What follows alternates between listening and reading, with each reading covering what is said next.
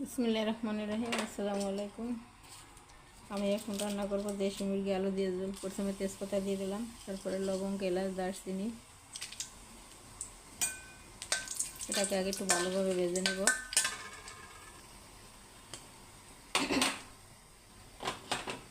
এখন এর ভিতরে দিয়ে দেবো আমি আদা রসুন বাটা।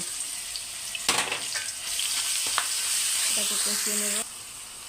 এখন দেবো আমি পেঁয়াজ কুচি। এটাকেও ভেজে নেব। পেঁয়াজটা বাদামি কালার করেছে, সামান্য একটু পানি দিয়ে দিলাম। এখন আমি সব মশলা দিয়ে দেবো এক এক করে। ধনিয়ার গুঁড়া, বাটা মরিচ, হলুদ গুঁড়া। এখন কষাই নেব।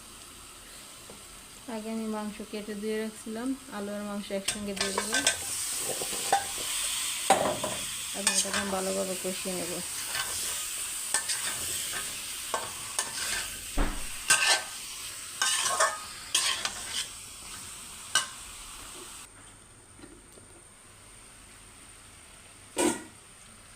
মুরগিটা আমার সম্পূর্ণ কষানো শেষ।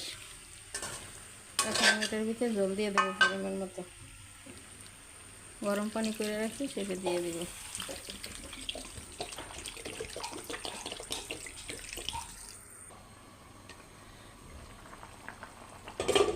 এখন দেব কাঁচামরিচ 2টা, আর দেব জিরার ফাঁকি, আর হলে এখানে গরম মশলার গুঁড়ো 2টা মিলানো।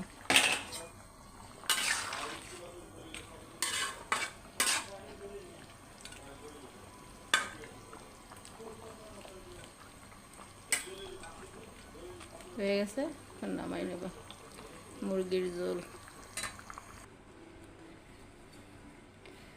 দেখেন বন্ধুরা, আমার মুরগির মাংসের কালারটা কত সুন্দর হয়েছে, একদম সেই।